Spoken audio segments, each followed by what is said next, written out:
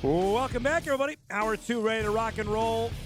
We close in on our final week of state tournaments. The Class A bracket was revealed late Saturday night. Top seed in that as they will play out in Bismarck starting on Thursday. Kindred is the number 1 seed. They'll match up with the Beulah Miners. That's the first game of the evening session. It'll start with the first game of the day is Devils Lake, the reigning state champs, against Lax Burlington. Be followed by Thompson and Kildare in the night session. Of course, you can see the entire Class A tournament beginning on Thursday on our channels, as we're going to have that in the Class B going on at the same time out in Minot. It all wraps up on Saturday at 5 o'clock with the state championship game from the Bismarck Event Center. And part of the field that'll be heading out to Bismarck, the Wahpeton Huskies are there. Head coach Jeff Ralph is back with us after they got through the state qualifying game against Four Winds Minnewacan on Saturday. It's great to see you. All right, give us the accurate emotion of playing in those state qualifier game is what? Agony. I mean, this last week we played Monday, Tuesday, Wednesday, and then you come to practice Thursday. Everybody's just dead, and we had that triple OT game Tuesday night, Yep. And it was rough. And then practice Friday, get on the bus and go stay overnight because you don't know if there's going to be a storm. And I mean, agony was tough. And then we had such a great start in the game. Bjorn Kublik came out, was just hotter than heck, and that kind of relaxed me a little bit. My assistant coaches were all just bonkers on the bench the whole game. Jacked up. The agony was there for them too, but to play as well as we did was really nice. We kind of coasted in the third and fourth quarters, and that was the relaxation part. And then such a big crowd for us there that it was a lot of fun to see all the people and all the congratulations after and all that. And then it's state tournament week, so it's back to work. Well, the emotion afterwards, Jeff, that you made it. What was that like? Okay, after this entire week, we accomplished what we set out to do.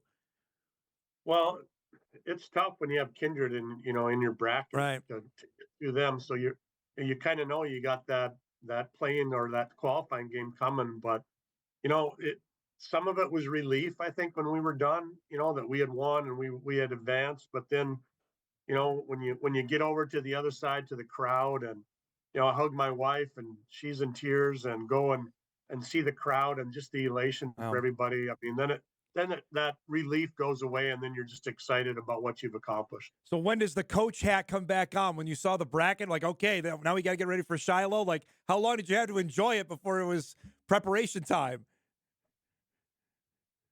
Well, we went to eat at B-Dubs across the street, and that took about 2.5 hours. So we were doing some work there, and then on the way home, I mean, it had started. We were getting film and making sure we had what we needed. And Sunday morning, I mean, church gets over. That's your job now. I mean, we were all the coaches were watching film and getting reports done, and continued yesterday a little bit. I think we're ready now for Shiloh. I think we're happy with who we're playing.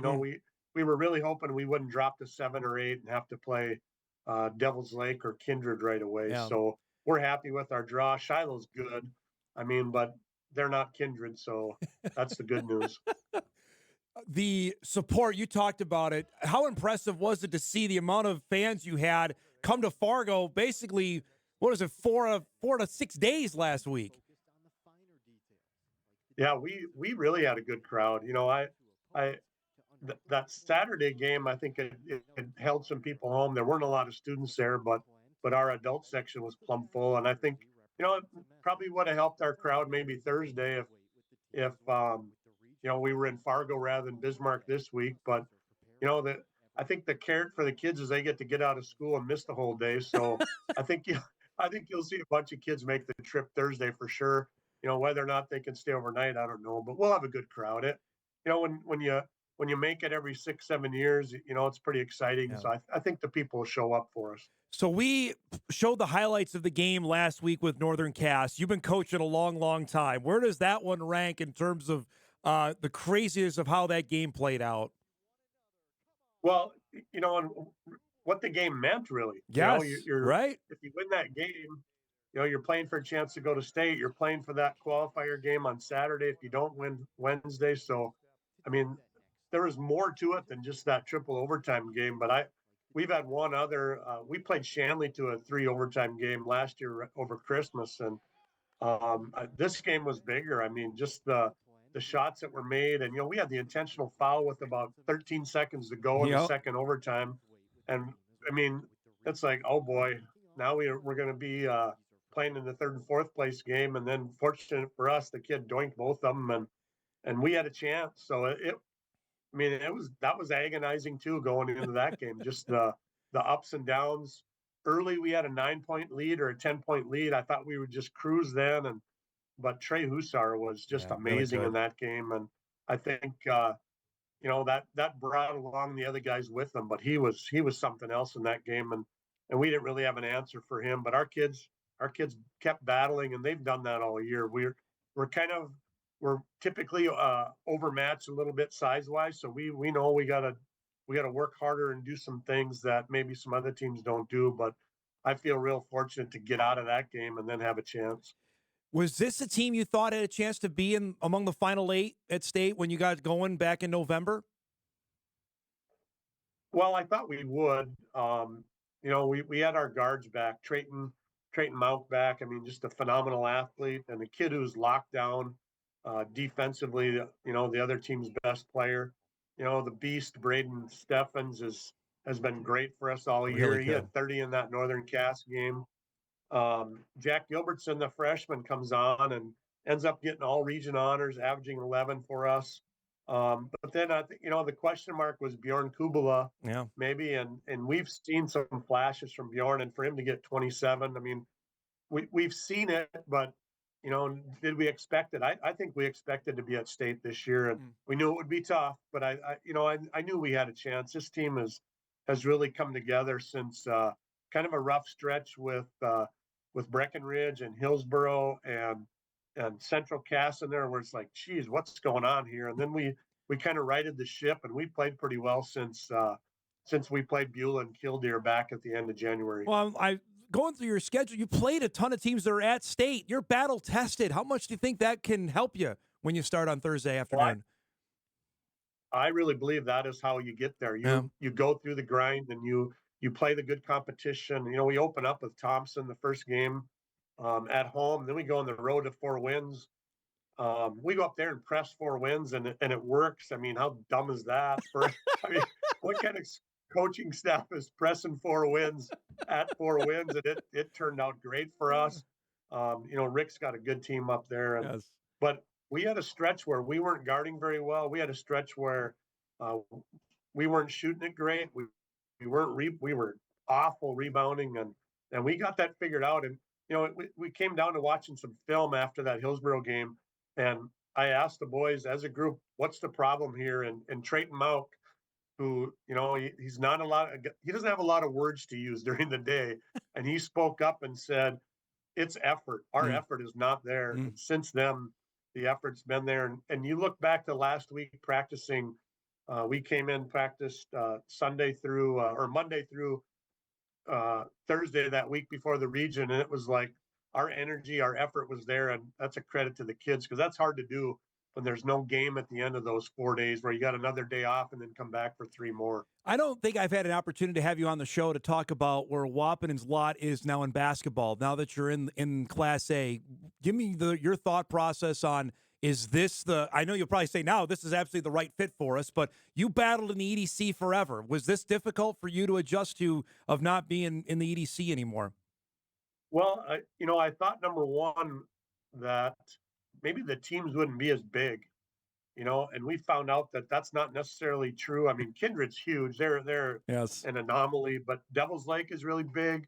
We've had other teams, uh, Central Cass with Holzer kid last year, and I mean, we just haven't had the size. But I think the difference is in the EDC, we would battle, we'd fight for everything we had, and maybe end up 8-13, and that was a good year for us.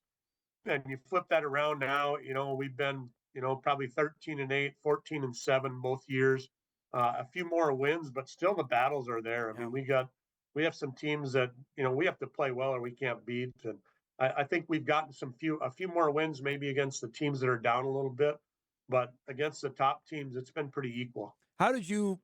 How do the fans you think handle this, Jeff? You're not playing Fargo's Davies, you're not playing West Fargo. Now you're playing Kindred, you're playing Central Cass, Devils Lake. How was the? You played Devils Lake before, but how would that adjustment of telling them, okay, these are the opponents we're going to be playing now on a regular basis?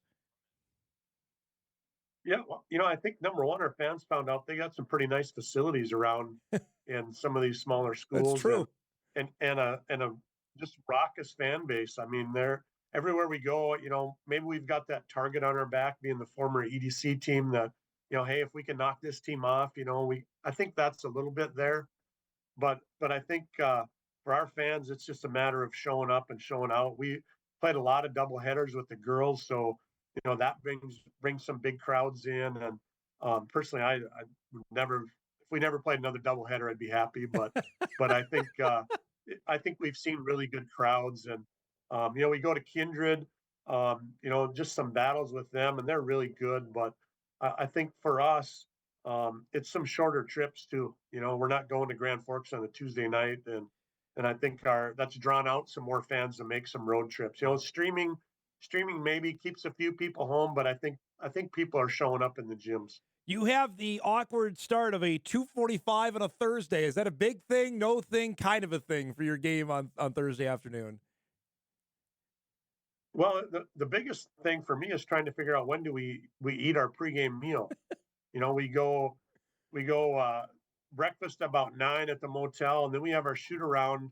So we get on the floor at 11, and then we drive back to the motel, and then you got to load the bus and get back for the 1 o'clock game. Yeah. So we'll probably be eating a sub on the bus or something like that. But our kids have they've done that all year. They're sick of Subway. I mean, we eat a sub before every game. Coach Caveney picks up 25 subs at Subway, and we eat that on the bus. So I think they're kind of used to that. But I think once we get in the doors, and you feel the electricity of the state tournament, I think 2:45 or even 1 o'clock or whenever you're playing. It'd be fun to play at 6:30. Get that first night game, and the whole crowd's going to be there. But I think there'll be a good crowd for us at 2:45. The people that play at 1 will stay, and there'll be that buzz from being at the state tournament. And I was 45 years ago, played at the Bismarck Civic Center, and I look at my kids and feel like, I love it. I think the Bismarck Civic Yes. Center is the place, and I think it's going to be a great experience for our kids to get to play there too. It's something about it, being in that building with the state tournament there. It's just, it's a unique deal. It's great to see it. Thanks so much for the time. Safe travels to Bismarck, and good luck on Thursday, okay? We're excited for it. Thanks, Dom. Thanks for having me on. There he goes. Jeff Ralph, Wahpeton boys basketball head coach. The Huskies will get Shiloh Christian, the Skyhawks. That's coming up at 2:45 roughly on Thursday. You can see all the games Thursday on WDAY Extra right here, quarterfinal from the Event Center in Bismarck starting at 1 o'clock. Devils Lake is the 2 seed, as you saw in the bracket there. They'll play the first game at 1 o'clock. Then Wahpeton and Shiloh about 2:45. The evening session will tip at 6:30 with top seed Kindred against Beulah.